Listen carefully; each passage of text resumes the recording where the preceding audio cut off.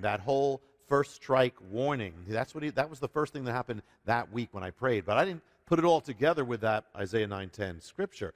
But that's when I knew the overall. I knew that overall setting. Later on, when I was standing in New York City at Ground Zero, and the Lord just said, "See that tree there?" And it was the remains of the tree, the sycamore. Said, "There is a mystery, and you have to seek this out. You have to find this." And that's when I had no idea what I was going to find. But that's when the first puzzle piece, next one, it just kept coming and coming and coming. That's how he led me with a harbinger.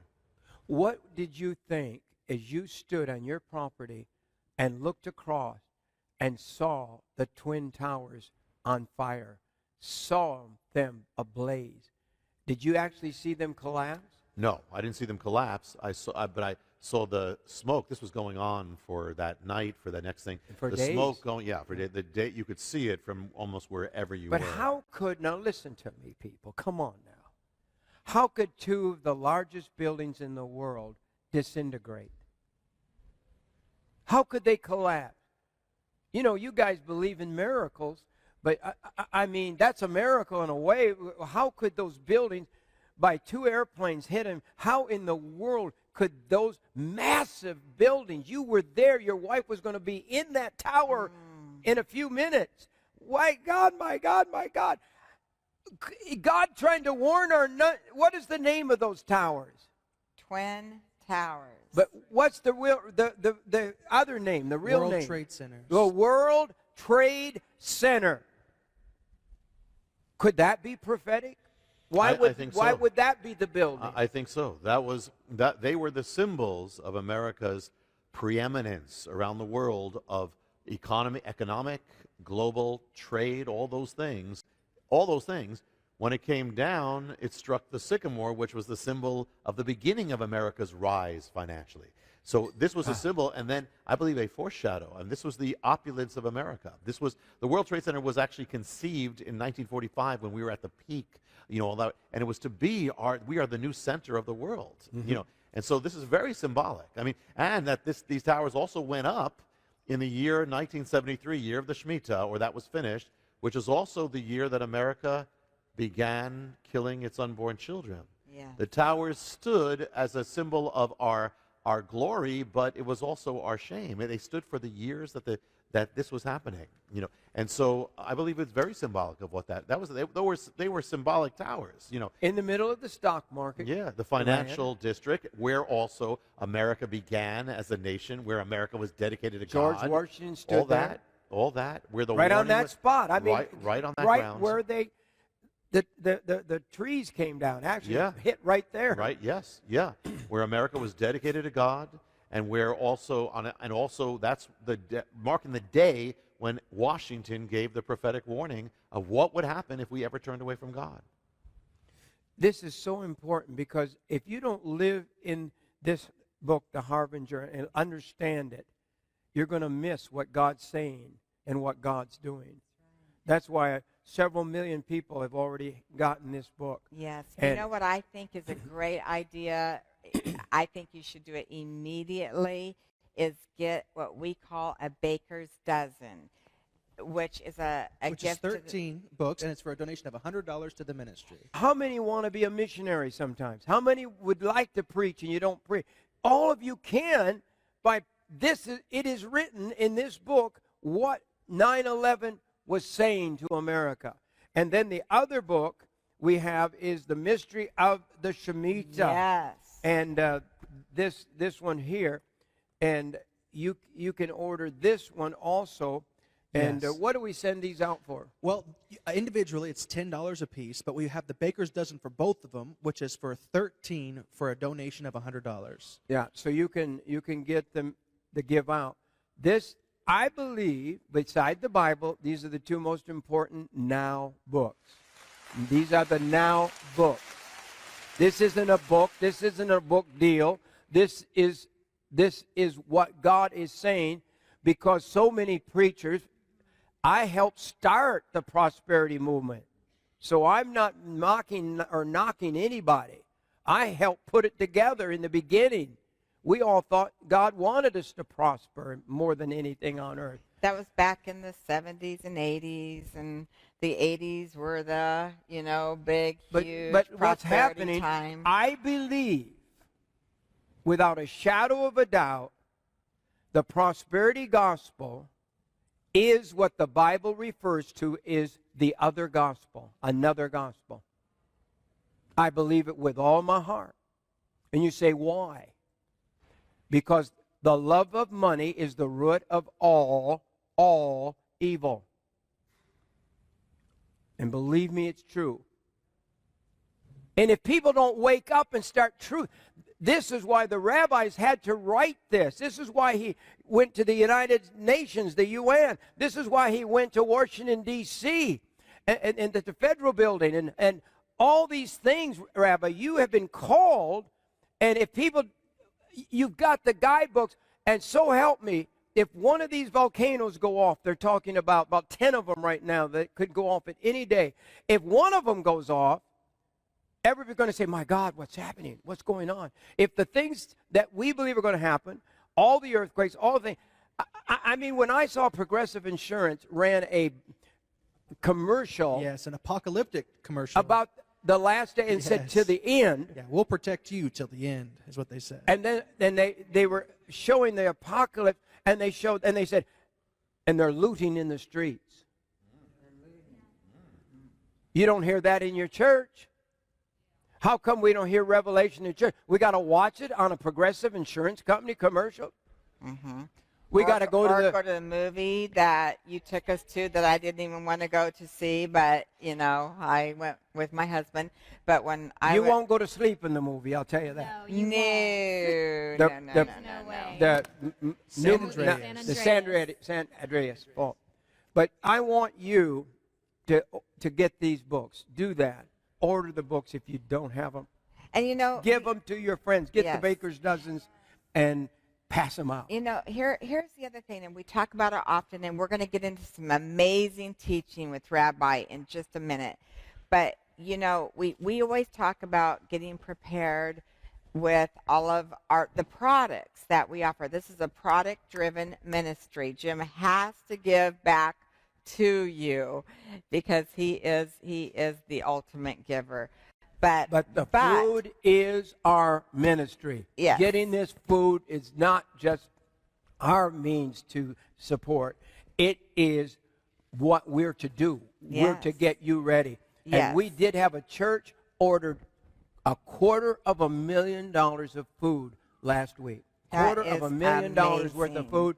And they got it for a lot less because we worked it out so they could get it wholesale for their church. Exactly. But the other thing is, you need to have, in the times that we're living in, not just preparation with your food and all these amazing products that we've been able to bring to you, but you need the books. You need the DVDs. You need the teachings. It is so vitally important to have all of these with you. You know what? This has got to be the best book and video deal we have ever made. $100 for my goodness. This is the epic Jonathan Cahn package. I can't believe everything. it. Wherever Jerry Jones is, I want to order some of this because this is myself.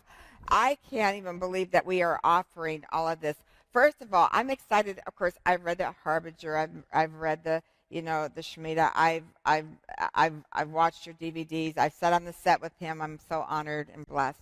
But I have to tell you, I am so excited about this one, Rabbi. The Mysteries volume, however many that is. 13. I should have my glasses on because I can't see right now.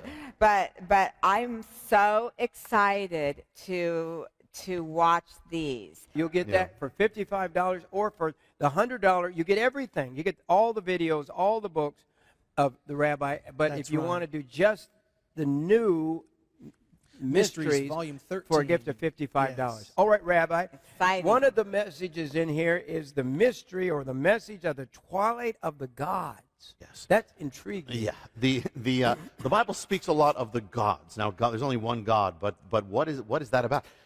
When I was growing up, and I was in synagogue, growing up in Hebrew school, they told the story. Now, this story is not from the Bible, but it illustrates a biblical point, and that is that when Abraham was a child, according to this, his father made idols. Terah was an idol maker according to the tradition.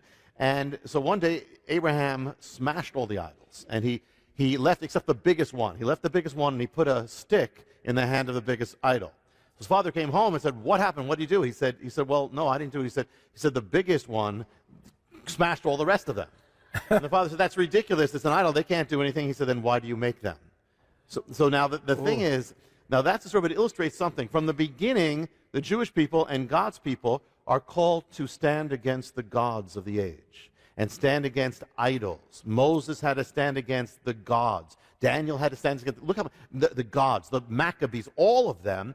But behind the gods is the enemy, is the principalities. We war not against flesh and blood. We war against principalities. Yeah. We have to fight. They say that in other cultures, everybody has a fight story. Like Italians will have a fight story. I did this. With Jewish people, not so much.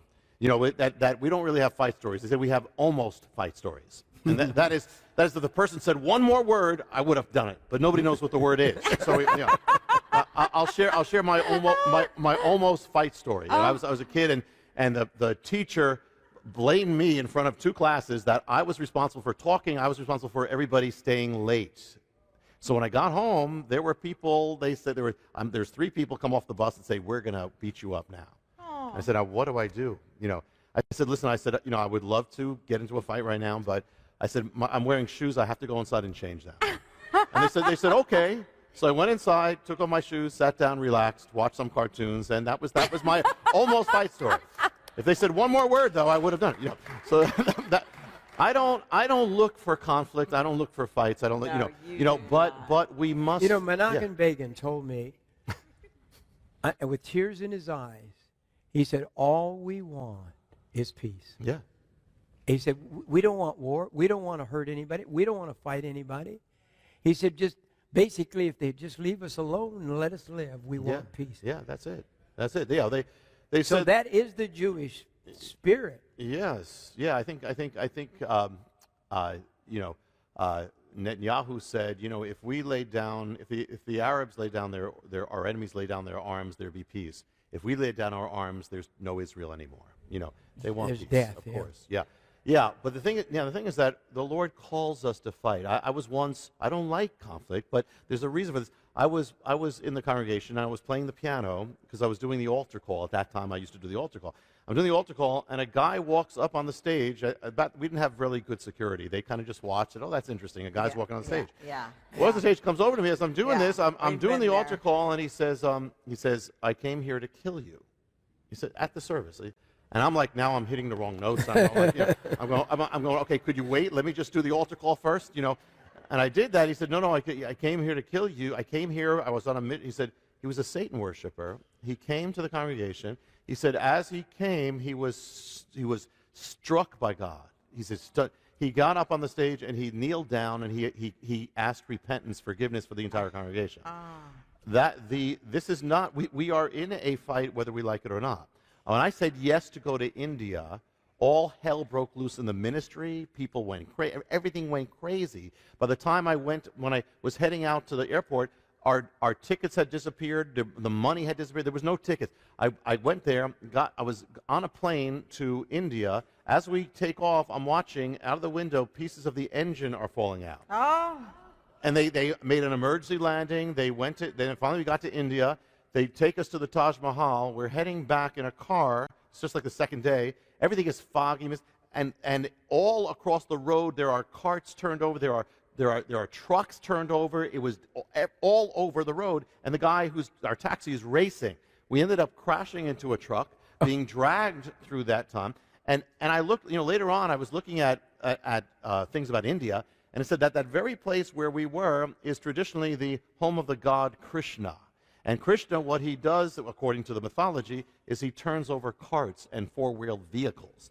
Now the thing is that now there's no gods except there are principalities. The enemy uses those things. We went up, as I'm heading up this mountain, they called me to walk in the footsteps of Thomas, the apostle, because by tradition, India got the gospel from the Jewish apostle Thomas. So they wanted me to walk, except that Thomas got killed in India, according to the tradition.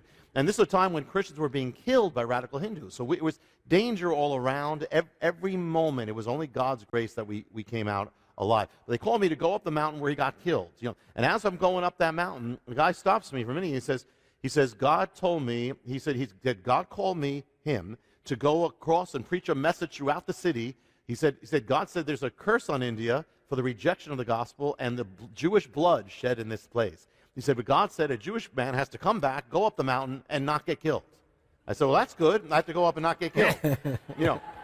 So I went up, I shared, there's a whole thing, and that happened. Now, at the end, there was so much warfare, but that showed me that was the reason. There's so much warfare because of the stakes are so high. At the end, we saw about 70,000 Indians accept the Lord. We will be right back after this special message. I believe a great shaking is coming, great shaking that will change things, affecting America financially, economically, and more than that, and will affect the world. I believe it's unwise not to be ready. If you're going to drive a car, don't you need fuel? Yes. Well, make believe you're a car. What is your fuel? Food. If you don't have food, you die. That's as simple as it is. It's going to be life and death, and that's why bread's going to take a whole day's labor just to get one loaf of bread. But be ready. My Jewish friends have an expression. They'd rather be a year too soon than 10 minutes too late. Oh, yeah. Yes, sir. Our big survival food offers are back. We have teamed with leaders in the survival food industry to bring you a new variety of food while still holding down the cost for you. And so we have now this brand new food for a year for you, and a year for two, and the and time then of travel, which is 7 years. And so it's food. all ready to go now. Each of the foods we now offer have been taste tested to make sure you get the best tasting, quality food that you expect from this ministry. In each of these offers, you will receive buttermilk pancakes, maple brown sugar oatmeal, chocolate pudding, morning moose whey milk, creamy chicken and rice, hearty vegetable chicken, chicken noodle soup, creamy stroganoff, fettuccine alfredo, Italiano marinara, black bean burger, creamy potato soup, corn chowder, macaroni and cheese, banana chips, instant white rice, and instant mashed potatoes. Don't wait until it's too late. That's right. Don't wait until it's too late. Yes. Be prepared. You can receive the tasty New Foods Year for You offer for a donation of $600 or more to the ministry. This offer comes with 1,096 servings of food. The retail value of this offer is $1,150 and is at a cost of just 55 cents per serving. You can receive the tasty New Foods Year for Two offer for a donation of $1,100 or more to the ministry. This offer comes with 2,192 servings of food in 8 buckets. This offer has a retail value of $2,300 and is at a cost of just 50 cents per serving. You can receive the tasty New Foods Time of Trouble offer for a donation of $3,500 or more to the ministry. This offer comes with 7,672 servings of food in 28 buckets. This offer has a retail value of $8,055 and is at a cost of just 46 cents per serving. We can only guarantee the prices for a limited amount of time, so get this new food now. Call 1-888-988-1588 or go online to JimBakerShow.com. You can also write to Jim Baker at P.O. Box 7330, Branson, Missouri 65615. Thank you for your prayers and support that helps keep us broadcasting around the world. I was in Nigeria, and in Nigeria, I'm heading to the event to speak, and it's actually was an event. Well, before that, the car breaks down. My driver leaves me in a place while he goes to get help. As I'm waiting in the car, it gets surrounded by these Nigerians are surrounding the car. I don't know what to do here. Just surrounding it, and I'm saying, Lord, just help them not be Muslims. I'm thinking, because I know this. I said, and the guy says, the first thing he says to me, the leader says to me through the car, he says, we are Muslims. I said, okay, Lord, let them not see that I'm Jewish. Blind them. Let me see my hair as blonde and my eyes blue, and make the nose go up. And first thing he says, are you a Hebrew? And I said, well, why do you say that? He says, you look like a Hebrew. You know. And I said, all right, Lord, okay, at least let them not speak about Muhammad and religion right now. And the first thing he says is, what do you think about Muhammad? Oh. And they're all, there's a gathering out there. I'm saying, okay, Lord, it's been a good run. I had a good life, Yeah. you know, but let me just. Well, and I just said, what do I do? I said, okay. I said, you know what? I said, your religion says that he's the Messiah, because it actually says he's the Messiah. They don't understand. He's the Messiah, and that he's coming back. Well, if he's the Messiah and he's coming back, you need to listen to what he said. He said, you must be born again. He said, that's what God said. He said, I'm thinking, okay, I got that all out. Okay, now's the end right there. But the driver came back and said, we have to go. I said, okay, thank you, Lord, we have to go. I said, and he says, no, you don't go. You don't go. I'm thinking, okay, this is the moment. He said, you can't go until you give us a blessing. They all bowed their heads, and I ended up giving them a blessing. Oh. I didn't want that, but God forces us into these situations. And at the end of that, when I went to the meeting, there were 2 million Nigerians who prayed to dedicate their life to the Lord. There's a reason. There's a reason for this. When I went to Honduras, and the theme was of the gathering was called a mighty wind. And I'm going to blow the shofar at the end. There was about 10,000 people on the square at night. And I said, Lord, we pray for the release of the power of God. And we have this on film. But at that moment, a wind comes sweeping through everything. I mean, massive. They said there was actually a wind circling in the crowd. And what happened is we had our people on the floor, with all the people. And these two Honduras women came up, and our people, two women, just laid hands on them, and they started twirling and twirling and twirling and twirling and twirling around and around and around, and then they fell down on the dirt, and the women from our group said, we're really disturbed. Why is this such it's like that was emotionalism. It's like that, we don't want emotionalism. We want the Lord. It turned out that the two women who were there were witches from the area. They were the chief witches from the area. They said they had come to that meeting to stop it, but they came up to our people. They were near our people. The people thought they were coming for prayer. They didn't realize. Did that. They started twirling out of control until they were like it said. They looked up they were down on the ground for a minute, and they look up, and it was like something went out of them, like as if it was a deliverance. But nobody meant it. Nobody knew it. And here these are just two little women from our group, but the power that they had with the enemy, the power that they had. The Bible says we war not against flesh and blood. We war against rulers, or arches, which is the rulers that shows the power we have. I want to kind of tell you one more thing, and I want to bring this to where we are here. And that is that when I was in Cuba, and I was led, I want to tell you the full kind of background here. I was in Cuba. A man comes off the street, says, we had to speak to the Jewish guy. And so they speak to me. He says, we were praying, the believers of Cuba, and God revealed to us, so we were on the mountain, said there's a curse on Cuba. It's linked to the rejection of the Jewish people. There was things that happened in Cuba, but without going into it, he says that Jewish people have to come back, and the curse has to be removed. Well, I said, I'm Jewish. He said, and that mountain over there, that mountain's dedicated to Satan. And he says, but God said it's going to turn from a curse to a blessing. There's sacrifice. Saying, all right, Lord, I guess you have this new ministry where I have to go up these cursed mountains. I mean, it started at the beginning. I didn't when I got saved. Yeah. So I said, all right, we're going up the mountain tomorrow. Who knows? I go up the mountain. There's a pavilion where their idols and gods on top of the mountain. There's a man standing outside, and he sees me from across, and he says, Ola Honatan. And I didn't know it. So I said, that sounds a little bit like Jonathan. I said, I don't know. I said, go to the guy. I said, I thought. And again, he says, Ola, that's hello, Jonathan. I'm thinking, how does he know me? He comes up to us. He says, I've been waiting for you. I said, waiting for you? He says, no, he says, I'm a believer. He said, God told me to come up here. He says, you are coming up here. So, but not that, but God said, he told me to paint a painting, an oil painting on a ceramic plate. And he shows us the plate. And it's a painting of me with a shofar, which I had in my hand that day, blowing with a shofar with a tali. And he says, God told me to paint this and put it in the pavilion of the idols. He did. He said, and that night something happened. The leather that it was holding up broke apart. The plate came down, struck the head of the chief idol god of Cuba. And the next morning, the worshipers of these idols open up their pavilion. They find their chief god on the floor with the crown removed from her head, literally. It's the god Ochun. Next to it is this plate of this Jewish guy with a shofar. And the shofar struck the head. It was the shofar. It was the edge that struck the head of that. And we have that plate. Now, what happened was, he says, the people from the mountain, they took it as a sign from the heavens. And later on, a pastor came from that same city to us, and he said, there's revival in the city. People are coming to the churches, bringing their idols and saying, smash our idols. We heard what happened on the mountaintop. Oh. There was revival breaking out. Yes. But, Yes. but that wasn't the end of it, which I haven't shared. What happened is after that, I was called to go to Africa. And I go to Africa, I'm speaking in a place, and they when I get there, I find that they have painted the entire background with the same image that was on the plate that struck the god.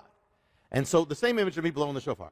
So I said, let me talk, this is Africa, let me talk to them about idols and God. So I share that story. And when I share the story about the striking of the head of the god Ochun, they all react. I'm thinking, why are they reacting? And the guy tells me afterwards, he says, well, they all know the god.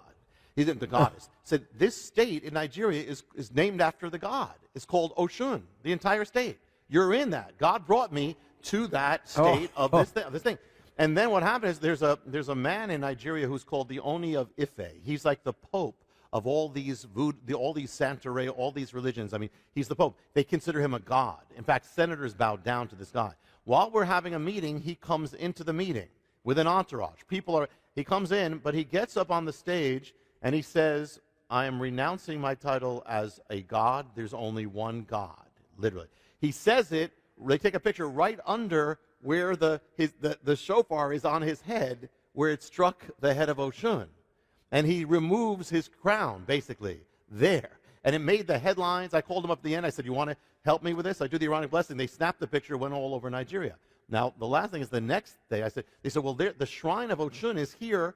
I said, all right, God, I guess we have to go again. Here's another thing. So we go to the shrine of Ochun. It's in the forest, pagan, weird place. And there's a woman in a robe who's following us around from the distance. She's the high priestess of Ochun, that god it's the crown hall.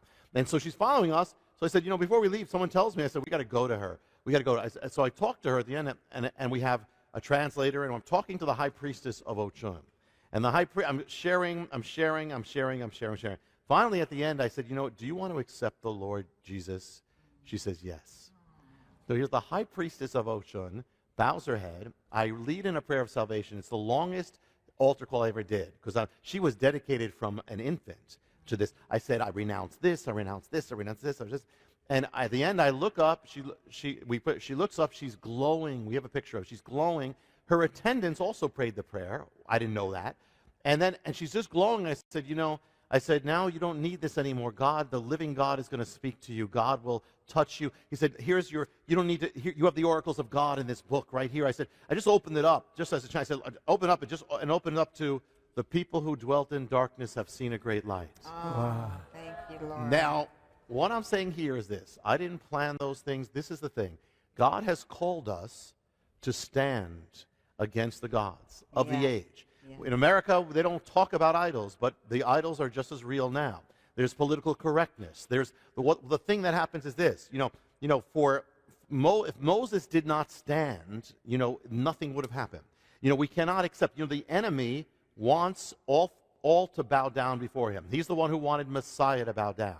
And so one of the things you see in the Bible, the people of God are always called to that moment where they have to choose, I'm not going to bow down to this. Yes. I'm not bowing down to those gods. Daniel, I'm not bowing down, the three. Yes. The Maccabees would not bow down. No. The Paul would not bow down. No. The Mordecai wouldn't bow down, and the Christians wouldn't bow down. That's why they were killed. The reason was very specific. They would not bow down to say that Caesar was God and offer a sacrifice. Right. So all that came from that. Not bowing down is so crucial. We are called to stand, and this is our time. We don't have a choice. The Jewish people, I said, we have almost fight stories, but once they went back to Israel, that was all over. They knew they had to fight. If they didn't fight, they don't live. And so in the same way, we are called to fight the fight. We cannot give in. And so one of the things I say, first of all, in this age, it's a prophetic age. We're like Elijah. I will not bow down my knee to Baal. Well, you have all these things where everybody's saying you have to accept it, you have to go along with it, you have to be quiet, and we must say, no, I will not bow down to that false god. Yes. I will not bow my knee to Baal. I will not give in to political correctness. I will not fear, come what may. I am standing. I will only bow down to the living God. Yes. And no other God, no other idol. I will not serve it. I will not give in to it. I will stand against it. We are called to do that. And when that happens, the reason why Christians are so in the crossfire now is because we're the last holdout that's not bowing down, or those who are true. That's right. And the enemy hates that. That's why there's always fury against those who will not. But this is our time. We must stand against the gods. And not only prophetically, but even personally. That is that the enemy's always trying to make you, make God's people bow down to fear, bow down to worry, bow down to temptation, bow down to depression, bow down to discouragement, bow down to your past, and you have to say, no, I don't have to take this. I don't have to give in to this. I'm going to fight it. I'm going to fight that depression. I'm going to fight that God. I'm going to fight that fear. I'm going to fight that gloom. Yeah. I'm going to overcome because there is only one God. Therefore, I do not have to bow down to the God of fear or the God of anxiety or the God of shame or the God of impurity.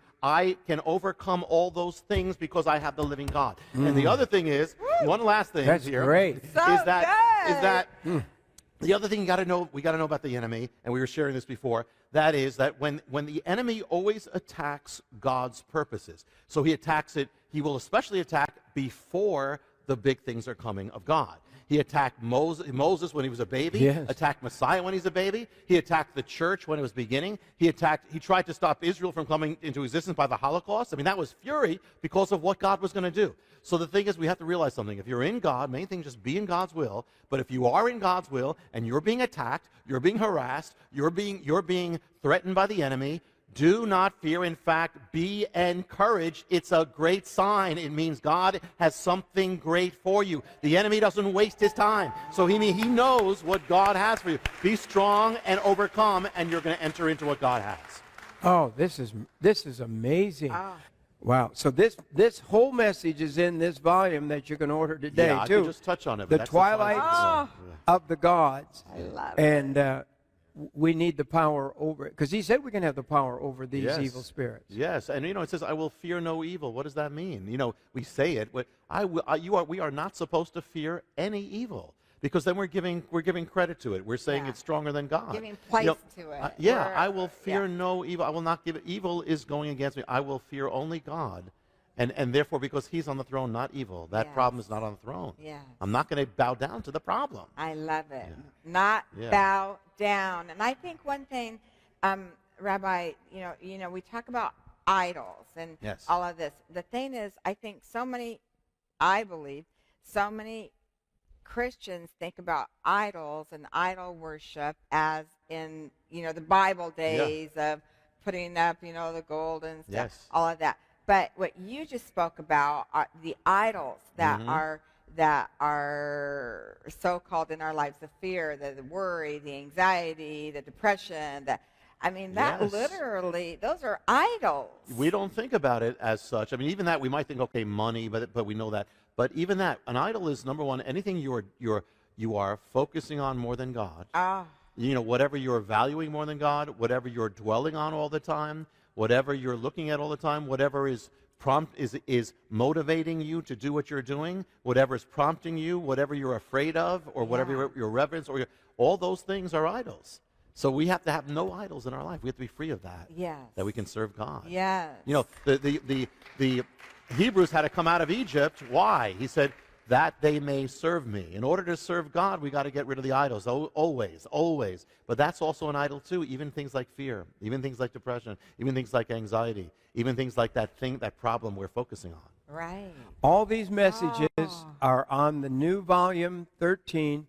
Order it today. If you order the $100, you get the Mystery of the Shemitah, the Harbinger, the video, the great video of the Mystery Unlocked video. Oh boy, and you also receive all where we are right now. Yes, and you receive the entire tour of Israel as well, and that's all for a donation of $100 to the ministry.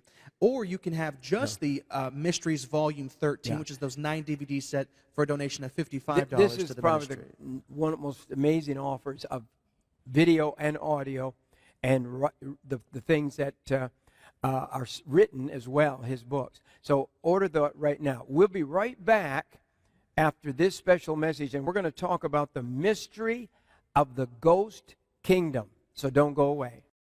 We will be right back after this special message. When you need a portable emergency power system that is ready at a moment's notice, the fuelless generator is exactly what you're looking for.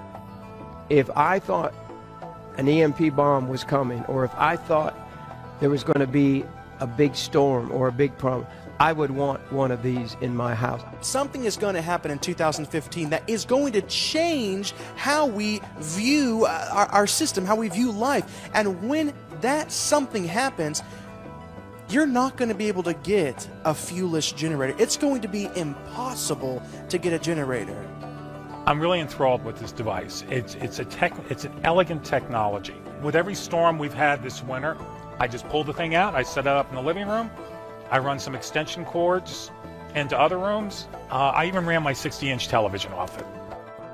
Call 1-888-988-1588 or write to Jim at P.O. Box 7330, Branson, Missouri 65615.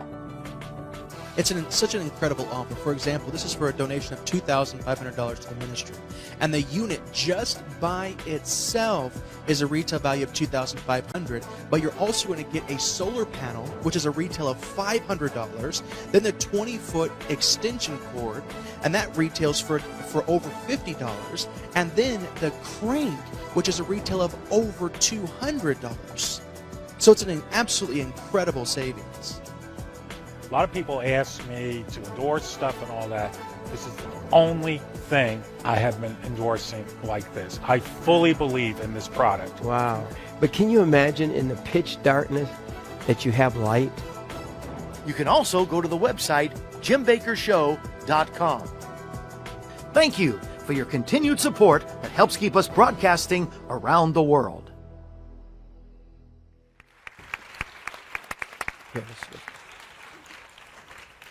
Rabbi, one of the messages in your new series, the Mystery Volume 13, is the mystery of the ghost kingdom. That really intrigues me also. You have some real mysteries here. Sound like Hardy Boy books to me, you know. So the mystery of the ghost kingdom. Yeah. What does that mean? Well, this is linked to Daniel. Let me start this way. When I was growing up, there was a movie called "It's a Mad, Mad, Mad, Mad, Mad World." Oh, yeah. And it was very funny. I saw that one when I was a kid. At one point, they're looking for this treasure. Some of you, and they're looking for, and they say it's under the big W. And they're walking around this park looking for it. They're going all around, and right there, it's in front. But it's so big, they don't see it. I mean, it's right there in their faces, but they don't see it. Well, this is a prophetic. I want to share a prophetic end-time mystery that is like that big W. In other words, it is so big, and it's right there, and we, for the most part, have not seen it. This is going to be kind of a whole new take on it. And beginning with Daniel 2. Daniel sees the statue of the kingdoms that represent the 4 great empires of the world. The last one being the fourth one is the Roman. It's the final form. It's going to be the end-time kingdom as well. So he sees all that there. Now, this is what he says about that fourth kingdom. Daniel 2 says this, verse 33. His legs were of iron, his feet part of iron and part of clay. So the Roman Empire is represented by the legs and then the feet. And then verse 40 says this, the fourth kingdom shall be as iron breaks in pieces and subdues everything, all things. As iron breaks all these things, it will break in pieces and bruise. And where you saw the feet and the toes, part of the potter's clay and part iron, the kingdom shall be divided. But there shall be in it of the strength of iron, as much as so the iron mixed with the clay, and as the toes of the feet were part iron, part clay, the kingdom shall be partly strong and partly broken. And where you saw iron mixed with the miry clay, they shall mingle themselves with the seed of men, but shall not cleave to one another, even as iron is not mixed with clay. All right, Rome. The traditional view of prophecy is this. Rome was the ancient kingdom. It fell in ancient times, long gone. We're waiting for when it will reappear. Now, that is true. That is true. Much can be said, but there's a whole nother realm of this that is true that I believe we've missed. In fact, the fourth empire is already here. And let me share this. Here's the key. First key is the legs are divided. It's a divided, and then the toes, it says it's a divided kingdom, divided empire. And so it is divided in clay, iron, divided with the legs, divided there. It's an empire of division or duality. Two things, Rome, iron and clay. Rome was made up of the Romans, was also made up of peoples from all nations. Rome was divided literally into east and west. It became the Eastern Empire and the Western Empire. Now, Rome is also divided in time. It stood then in ancient times. It will stand again in the end times, solidified. So it's a divided essence is what we see here. What if the fourth empire, Rome, didn't end, still exists in a different form. It will exist in a solid form at the end, but what if iron breaks into pieces, but clay, it says, is broken? So it breaks, but it breaks other things, but it also gets broken, and by doing that, it subdues the world. What is that? There are different ways of subduing the world. What if the Roman Empire, by actually breaking, has been part of subduing the world? Rome is gone, or is it? The picture we have is Rome falling in 476 AD. The Germanic tribes come in, wipe it out. But what people don't know, by that time, Rome was already made up, the army was already made up of Germanic tribes of Rome. Much did not change when that happened. In fact, they even have a hard time making a real date of if it ended. That actually, the barbarians, who we say took over, continued to recognize the Roman Empire and said they are under the Roman Empire. Medieval civilization, Middle Ages, feudalism, was actually a carryover of Rome. It was just Rome breaking apart. It was the same thing. The language of Europe then was Latin, which is the language of the Roman Empire. It did not stop. 800 AD, Charlemagne is crowned Emperor of the Romans. This is long after Rome was supposed to be gone, is crowned the Holy Roman Emperor. Rome will remain the center of civilization for over 1,000 years. Most of us learned in school about what we call the Renaissance. What's the Renaissance? The Renaissance is the rebirth of what? It's the rebirth of Roman culture. It was all about Rome culture infusing everything. The year 951 AD, the Pope crowns the German emperor or conqueror Otto as king of what? Germany? No, of the Romans. He's one of those. It starts the Holy Roman Empire. We've heard about the Holy Roman Empire. This is a continuation of Rome is happening, and one of those Holy Roman empires is called Charles V.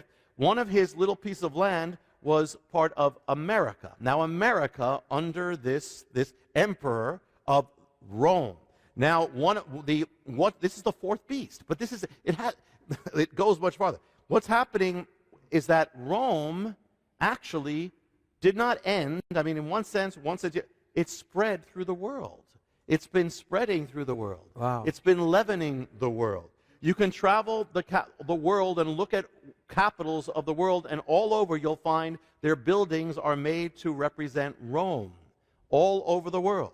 Roman law is the basis of much of law that is still all over the world. When the Holy Roman Emperor fell, or the empire fell, out of it was born Germany. The leader of Germany was called what? The Kaiser. What is Kaiser? It's Caesar. It means Caesar. Oh. Kaiser is simply the German way of saying Caesar. So here you have the Holy Roman, then you have that.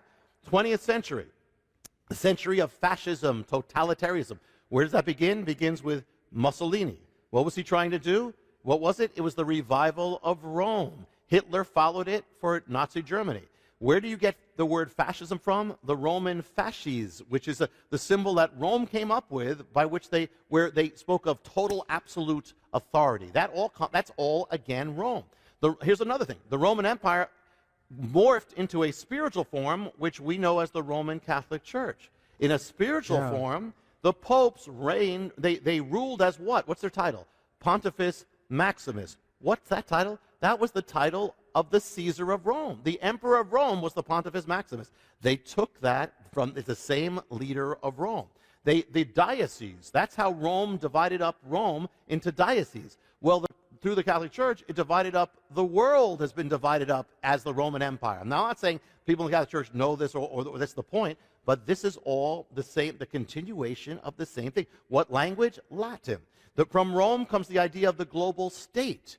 The fourth kingdom, actually from the pieces of the fourth kingdom, which became France, Spain, England, and others, they colonized the entire world. The entire world, in other words, Rome broke up into France, England, and they each became an empire that subdued the entire world. I mean, you have the Spanish Empire, the French Empire, the British Empire. The British Empire, just one little piece of Rome, subdued 1/4 of the entire world. Some say 1/3 of the world. In other words, Rome has already been spreading and has been subduing culture, has been changing culture. One of the colonies from that little fragment of Rome is America. Colony, even the word comes from Rome. Our building, you go to Washington, D.C., and you'll see, look at the buildings there. The Capitol building is modeled after the Roman Pantheon. The Pantheon means the temple of all gods. That is our Capitol building. What does it rest on? Rests on Capitol Hill. What's that from? That's from Capitoline Hill, named after the Roman hill. You know, you can look at the Supreme Court building, same thing. It is the Roman thing. Even the word, what's our highest body of ruling? The Senate. Where's that from? Rome. The president, the word president comes from Rome. You know, the language of Rome, Latin, has, in one form or another, has covered the world. If you speak Spanish, that's basically Latin just morphed. It morphed into Spanish. You speak French, it's Latin, morphed into French. You speak Portuguese, it's Latin. It's the Roman language, morphed into that. Romanian, same thing, all that. English, we say English. You know, English, what is English? English is Latin mixed in with German. In other words, it's Rome and the barbarians come together. It's the iron and the clay. Mixed together. Mixed together, iron and the clay, and it's covered the world. The language of Rome. When did Rome fall? We said 476 AD. Not exactly. Rome split into two, just like the legs of the statue of Daniel, and the east and west. Well, the Western Empire, we said, has continued in all these forms. What happened to the Eastern Roman Empire? Just as important. Listen to the other half of when Rome fell, this is history, the Eastern Empire, Byzantium, fell in the year 1453. It was existing up to the time of just before Columbus. Rome never ended. The Eastern Roman Empire, actually, from that came all Eastern Europe. They were descended from the eastern part. All these, they took the alphabet. When the Eastern Roman Empire fell, the niece of the last Roman emperor went up north and married a prince of another power that then said, we are now the third Rome. What nation was that? Russia. Russia was the third Rome. In fact, its symbol is the double-headed eagle, which is from Byzantium. If you go from the Eastern Roman Empire, if you go throughout Eastern Europe, you'll find that symbol all over. So the thing is, and now when you had the Cold War, get that, the Cold War, you had the world divided up into two, and who were the centers of this Cold War? You had America, which is descended from the Western Roman Empire, and on the other side you had Russia, or Soviet Union, descended from the Eastern Roman Empire. So it's as if this getting ready for this global state, it's already there. And now we're watching the actual remains of the Fourth Empire, Europe, coming together. And how did the European Union? How did they come together? What was the treaty? It's the Treaty of Rome. Rome. Now we're waiting for the appearance of the Fourth Kingdom. Well, note a mystery. When Israel, 2,000 years ago, Israel was a nation together. The Jewish people were fragmented. Rome spread the Jewish people all over the world. The Jewish nation was scattered over the earth. Well, God, whatever you do to Israel happens to you. So what happened is God scattered Rome all over the earth in the same way, in these forms. And so what's happening now as the Jewish people are coming back together, and as Israel's coming back as a nation, so Rome will come back from fragments to come back as that empire again. But the point is, the mystery has already been continuing. It's been in our midst. We may not have realized it. It's happening all over the world. And it's being ready for that time. So if Rome is returning to its original form, if Israel is returned to its original form, that means the church has to return to its original form. In other words, if this is all coming to the way it was back then, we have to come back. The church has to come back. And then what's happening is the true church. I mean, there's an apostate church. But the true church, those who stand strong, God is taking the church and bringing it back to its original form. What's that? It's not the status quo culture. It's a radical faith. It's the counterculture. It's a prophetic faith. Wow. It's the underground faith. It's the on fire faith of Paul and Peter. Yeah. That's what he's bringing back. What else do we know about what's happening to the church? Church has been, for 2,000 years, or much of the age, it's been joined to Rome. Well, now, but in the beginning, it was Jerusalem. Well, now God is having the church move more and more to Jerusalem, more and more centered on Israel, more and more joined together, back to its roots, back to, you never heard the word Yeshua for 2,000 years. That's back in the church. You never had Jewish believers back in that's happening again. You never had Jew and Gentile together again. God is bringing us back to the form that we had. And that's a good thing. And even persecution, that's part of the mystery. And so the thing is that God wants to use all these things, that we are more than a match for what happens at the end times. That if the world is taking its original form, We are going to take the form of the apostles, the disciples, the first believers of God in the beginning of the age that overcame Rome, overcame the world. That's what we are here coming back to be. God is calling us to be part of the mystery. It is not a thing to fear. Do not fear the future. God's already in the future. Jesus is waiting in the future, but also our prophetic destiny is waiting in the future. God has called us to play our part for such a time as this. Woo! Wow. Do you believe the Antichrist could come out of the Roman Empire, this Roman revised Roman? Yes. I mean, I know there's different views, of course, and and some will talk about the Islamic thing. Well, that was also part of Rome. Parts of that was part of Rome as well. The Mediterranean was part of Rome. The North Africa was part of Rome. But certainly Western Europe was part of Rome. Yes, I do believe that. It says in Daniel, it says, the people of the prince who shall come shall destroy the city and the sanctuary. So who destroyed the city and the sanctuary? We talked about this at the beginning. Titus. The Romans did. So it has to be somehow it has to be linked to Rome in some way. So one way or the other. Yes. Yeah. This is such powerful It's so powerful. teaching. Wow. And America, people always say America is not in the Bible, but we've got to be there somewhere.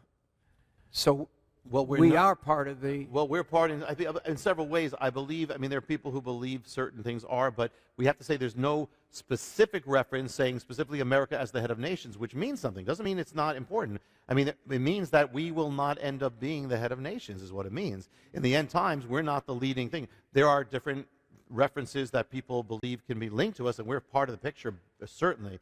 But I believe what that's telling us is we have to go from being the head of the nations to not being that, where there's another head of nations. I believe that's what we're on the verge of. And that could begin in months and weeks. Could, but I believe we're going there. And one of the signs is, look at what's happening. America's falling. America is losing its preeminence, in every way, morally, spiritually, and then economically. Ultimately, it usually starts economic, and then military comes after. But we're already watching these things happen. We're already watching it. And so it's all, I believe that's all coming according to end-time prophecy.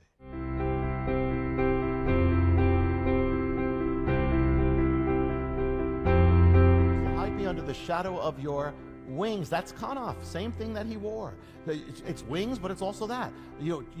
I will shelter you under my wings, under my wings. That's that. So the whole thing, bringing it home, is God came all the way from heaven to earth to our lives, not so we'd stay distant, but so he could become touchable.